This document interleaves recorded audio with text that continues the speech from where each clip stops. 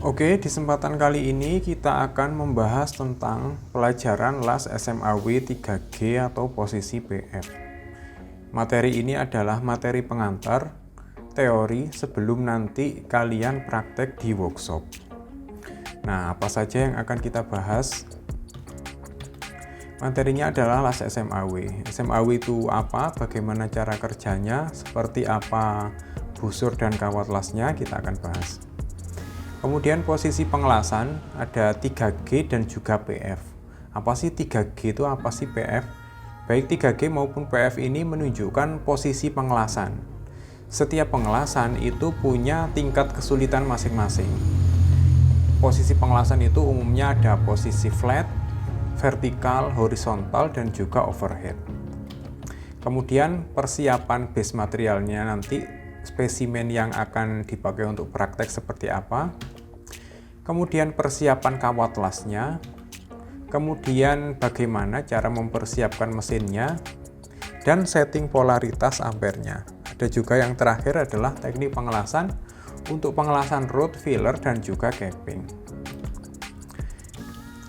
SMAW itu adalah singkatan dari Sealed Metal Arc Welding atau pengelasan dengan busur terlindung. Terlindungnya terlindung apa? Terlindungnya terlindung oleh flux. Jadi pada pengelasan SMAW sebelumnya, SMAW ini ada juga yang menyebutnya beraneka macam nama. Ada LAS MMA. Kalau MMA itu singkatan dari Manual Metal Arc. Ada yang nyebut dengan stick welding karena elektrodanya menggunakan stick.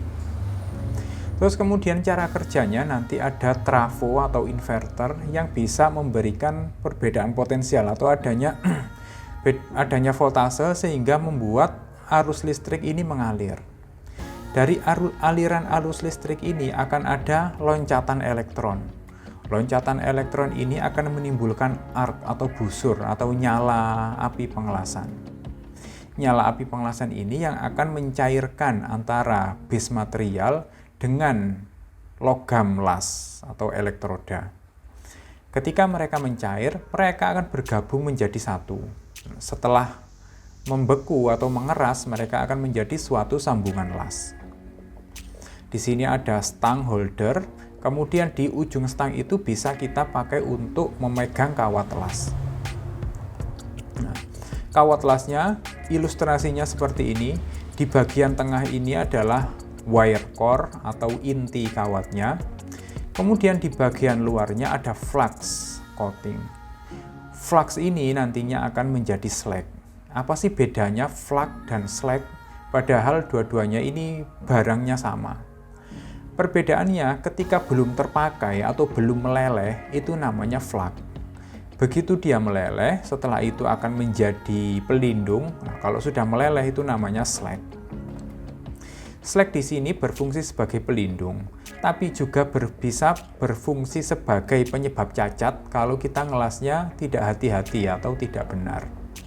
Kalau slag ini sampai terjebak di logam las, nah nanti dia akan cacat, namanya slag inclusion. Bagaimana cara mencegah slag inclusion? Nah, kita pastikan nanti ampernya harus pas, tidak boleh kekecilan, tidak boleh kebesaran. Nanti ada di pembahasan di sesi ini juga, yaitu di bagian setting ampere. Itu tadi sekilas tentang cara kerja dari SMAW, Sealed Metal Arc Welding. Kemudian posisi 3G atau PF. Kalau posisi 3G ini adalah penamaan posisi berdasarkan AWS atau American Welding Society atau standar Amerika. Sedangkan PF ini adalah posisi F, yaitu menggunakan standar Eropa. Posisi berdasarkan standar Eropa ini penyebutannya PA yaitu posisi A, PB posisi B, PC posisi C, sampai seterusnya PJ posisi J. Jadi posisinya urut berdasarkan abjad A, B, C, D, E, F, G sampai J. Kalau posisi berdasarkan standar Amerika atau AWS nyebutnya 1G, 2G, 3G sampai 6G. 1F, 2F, 3F sampai 6F. Nah, sekarang posisi 3G ini yang seperti apa? Nah, kita lihat di tabel ini. 3G ini adalah ketika benda ini posisinya berdiri dan kita mengelasnya dari bawah ke atas atau dari bawah ke atas.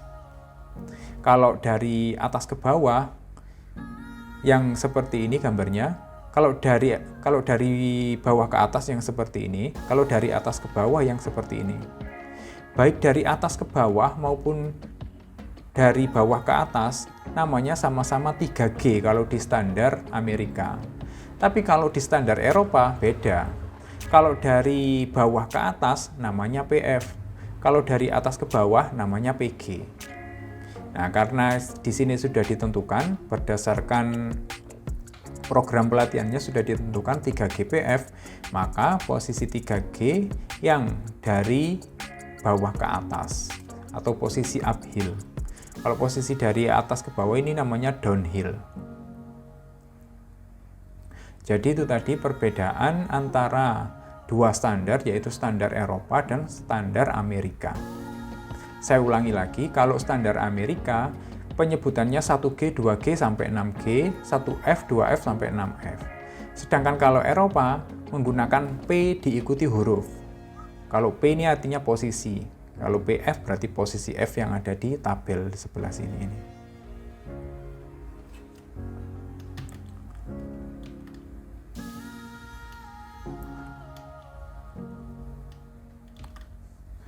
Kemudian persiapan materialnya seperti apa? Nah, persiapan material yang akan kalian las nanti pada saat praktek adalah plat dengan ketebalan 14 mili.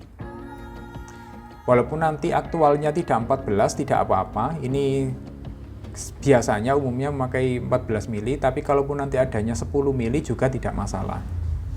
Dengan lebar 75 mili atau 7,5 cm. Dan panjangnya 220 mili atau 22 cm. Nanti akan dibevel dengan sudut 25 derajat. Satu bevel material 25 derajat sehingga kalau dipertemukan dengan pasangannya nanti akan ketemu sudut 50 derajat. Kemudian gapnya, nanti persiapan gapnya yaitu 3 mili. Mohon maaf ini karena ini sebenarnya setting material untuk FCAW dengan backing. Kalau ada backing keramik, maka gapnya ini bisa dibuat sampai 5 mili. Tapi kalau untuk pengelasan SMAW tembusan, maka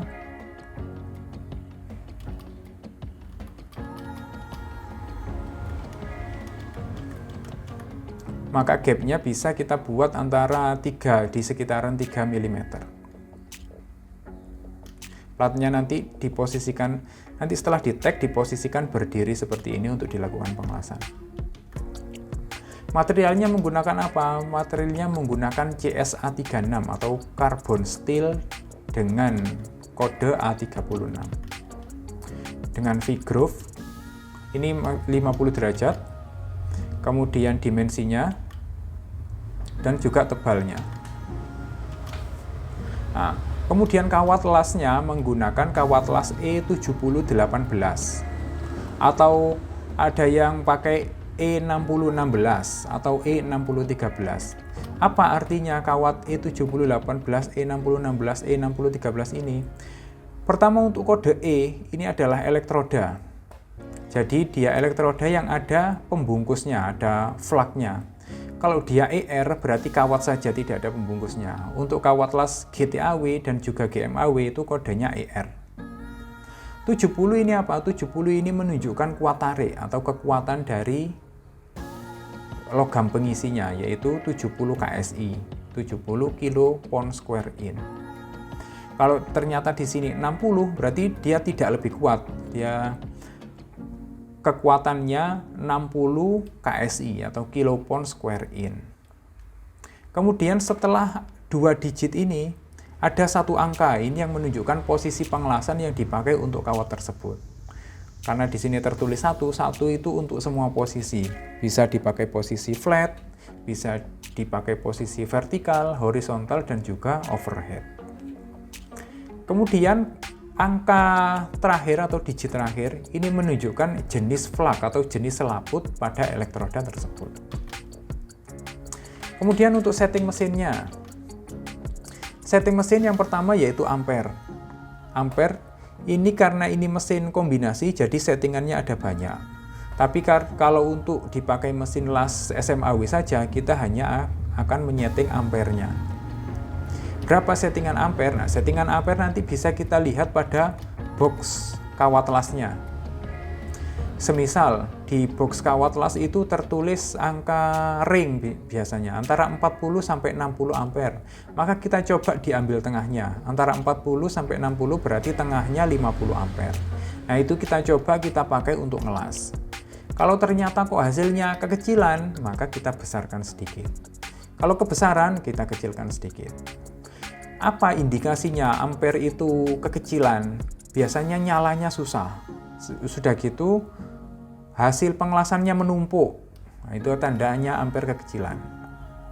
Tandanya ampere kebesaran apa? Nyalanya terlalu besar. Dia apinya nyemprot-nyemprot atau sputternya ada banyak. Dan juga muncul undercut. Nah, itu tandanya ampere kebesaran. Nanti saat praktek kita akan jelaskan, kita akan bahas lagi. Kemudian polarity. Nah, di sini kita akan memakai mesin DC atau direct current, di mana di situ ada kutub positif dan juga negatif. Nah, nanti kalian mau pakai DC plus atau DC min, tinggal memutar kutubnya ini saja. Stangnya, kalau pakai DC min berarti stangnya las ditaruh sini, kabel masanya ditaruh di plus. Kalau mau pakai DC plus berarti stang lasnya ditaruh di sisi plus, kabel masanya ditaruh di negatif atau minus. Kemudian teknik pengelasannya seperti apa? Dalam pengelasan ini kita akan 3 macam pengelasan, yaitu root, filler, dan juga capping. Sekarang kita akan bahas rootnya dulu. Ayunannya zigzag, 2 kiri dan 2 kanan seperti ini. 2 ini maksudnya 2 detik. Dihitung 1, 2 baru pindah ke kanan, 1, 2 pindah ke kiri lagi, 1, 2. Jadi tidak ada berhenti lama di tengah. Karena apa? Karena ini rootnya tembusan, tidak ada backing. Kalau nanti lama di tengah, dia bisa brontruk atau bolong. Jadi 1, 2 naik ke atas, 1, 2 naik ke atas. Naiknya juga jangan terlalu tinggi. Kita lihat nanti nyala busurnya. Jangan sampai melewati lubang. Kalau melewati lubang nanti bisa bolong. Jadi sebisa mungkin kita tumpuk di atasnya sampai terjadi pengelasan yang continuous. Kemudian stangnya mendongak ke atas dengan sudut sekitar 10 sampai 20 derajat. Kemudian perhatikan agar kawat las tidak mendorong bagian dalamnya sehingga tidak bolong. Kemudian untuk bagian filler sama ayunannya 2 kiri dan 2 kanan tapi agak naik, yaitu seperti yang gambar ini. Di sini kita hitung 1, 2 pindah ke kanan, 1, 2 sambil naik, kemudian pindah lagi, 1, 2 sambil naik, pindah lagi, 1, 2 sambil naik. Jadi ketemunya 2 kiri dan 2 kanan, hanya saja arahnya tidak zigzag. Kenapa kok beda? Karena di sini sudah ada rootnya, jadi kita bisa langsung naik untuk menghasilkan manilas yang lebih rapi. Nah, karena di sini sudah bukan tembusan, sudah ada rootnya, ampernya bisa dinaikkan agar ngelasnya bisa lebih cepat. Karena ini pengelasan SMAW, kita tidak mengatur ampere, jadi ampere tidak mengatur voltase, jadi voltase bisa diabaikan.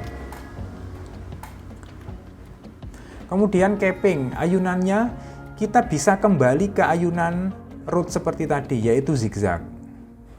Atau kita bisa pakai yang naik seperti ini. Nah, ini sesuai selera. Makanya kalau kita lihat cappingnya orang itu beda-beda, tapi semuanya bagus dan masuk standar.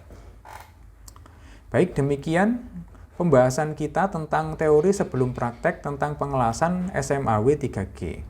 Kalau kalian ada pertanyaan, nanti bisa disampaikan pada saat sesi praktek.